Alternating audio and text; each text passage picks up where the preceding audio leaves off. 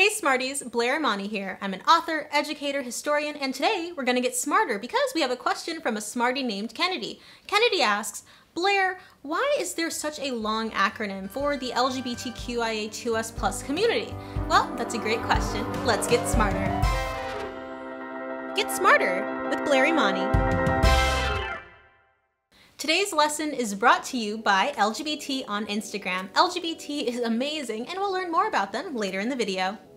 The LGBTQIA2S+ community. We have a mix of sexual orientation, gender identity, gender expression, and many other things that are included within this umbrella. So how did we get here where it seems that we have an ever-growing acronym to include communities and groups in the umbrella of the LGBTQIA2S+ community? Let's start from the beginning-ish. In 1988, the acronym LGBT finally took onto the scene.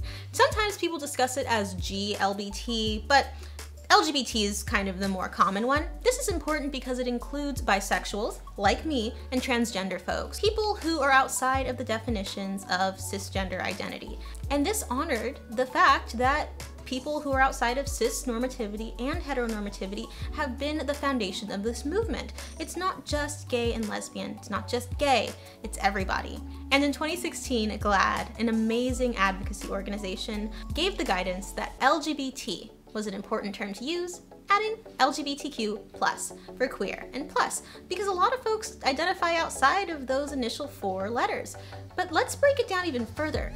Imagine what it might feel like to finally find a place where you're included and then not feel seen or represented.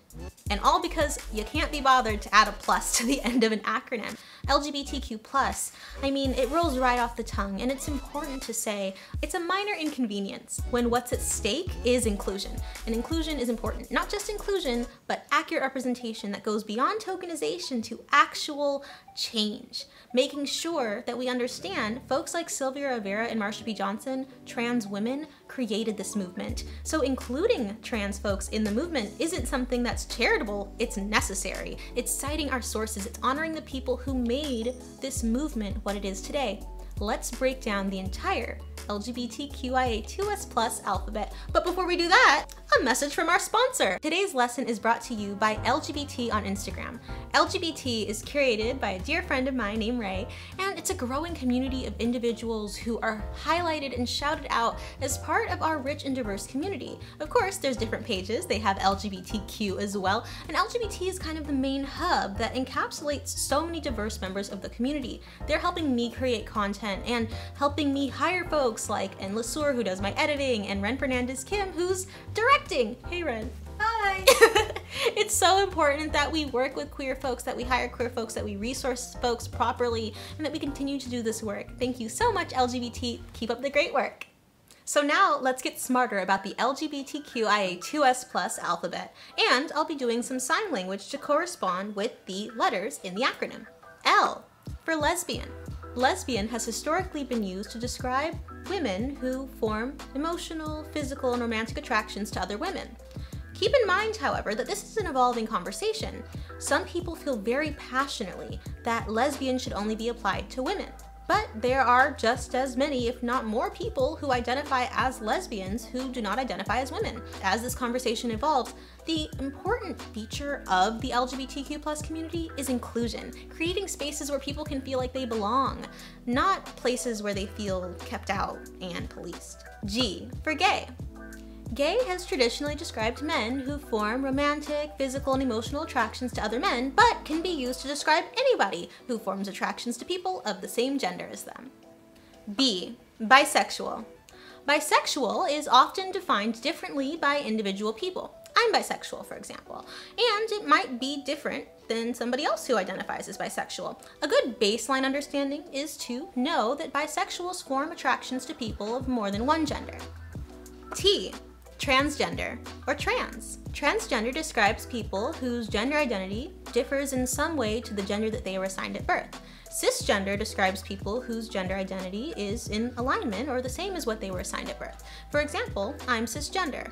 I was assigned female at birth, and today I identify as a woman. It's important that we don't put a hierarchy of placing cisgender people above transgender people, because it's all just different ways of being a human being, and honoring humanity is important regardless of whether or not you understand another person's identity.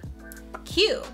Q can stand for queer or questioning, and both are very important. Sometimes queer is used as an umbrella term to discuss all of the rest of the acronym, but there's differing levels of comfort when it comes to the word, because this word is sometimes still used as a slur against the community. Some people reclaim it and use it as a badge of honor to flip the meaning and use it in a way that uplifts instead of puts down. But because there is such a vast array of ways of being in the LGBTQ+ community, there's a lot of different opinions about it. So respect the person, and if folks self-describe as queer, that's totally fine. Q can also stand for questioning, and questioning is an important part of the community because you might not have a label in mind when you realize that you're outside of cisgender normativity and heterosexual normativity, but you don't exactly know what label to choose. That's fine. Questioning allows for people who are coming into their own identity to exist and be loved and cherished as part of the acronym. I for intersex. Intersex is a broad category of human variation that describes people with bodies that do not conform to the binary expectations of sex. Now, this can include chromosomes, hormones, internal and external genitalia, as well as secondary sex representations like body hair, breasts, etc. So, some people may be born intersex, or some people may learn that they're intersex over time in their life with those different secondary representations of sex. A lot of us learn incorrectly that there is a binary of sex, XX and XY, but the truth is, it's a lot more complicated than that. If you want to learn about that, let me know in the comments and we'll get smarter about it in a later episode. A for ace, agender, and not allies. It's important to understand that allies aren't part of the acronym. If an ally to a movement is somebody who selflessly supports that movement and earns the title of ally or accomplice, then it's important that that person remembers not to center themselves in that space, meaning that allies are not part of the acronym and they should be cool with that. A instead stands for asexual, or the ace umbrella, including asexuals, demisexuals, gray sexuals, as well as aromantics and gray romantics and other folks. It's important to honor this community and to understand that ace identity is also a sexual orientation. Ace folks may identify differently, and that's totally okay. A good base level understanding is to know that asexuals, ace individuals experience little to no sexual desire or attraction, but it doesn't necessarily mean that they're abstinent, which is deciding to not have sex. A may also stand for agender, and agender describes folks who do not have a gender identity. 2S. 2S stands for two-spirit, and two-spirit describes indigenous folks who identify across and between gender diversity and sexual orientation. It's kind of an umbrella term within indigenous communities, and it's very important to include folks. Now, it might throw folks off when they see the number 2, but we would just have another letter T if we spelled it out, so 2S helps us to distinguish and identify two-spirit folks and include them in our community and acronym. Plus. The plus, not just a punctuation mark or a symbol. Whatever the plus is, it's so much more than just text on a page. Plus is everyone who isn't included in the original acronym. It helps us to save time when we do feel compelled to only use a few syllables, but also to include a wide array of people, like omnisexuals, polysexuals, demisexuals, gray sexuals. So many individuals who are not included in the original acronym who are just as valid and just as important. So, did you learn anything new? Did you get smarter? I certainly hope that you did. I mean, that's the whole point, right? We all have to get smarter, and maybe you can help other folks in the comments. Maybe you have a question yourself. Go ahead and use the comments below. And hey, maybe you want me to cover a different subject in depth. Well, go to blairimani.com/questions and send your question right over there. Are you part of the plus in the LGBTQ+? If so, I'd love for you to include your identity below and help others get smarter about it as well. Maybe we'll do a feature video if there's enough interest. Well, Smarties, that's another episode of Get Smarter with Blair Imani. Make sure to like, comment, subscribe, and ring that notification bell so that you can be the first one to comment on my posts. And while you're here, check out one of my previous videos. Let's keep it going.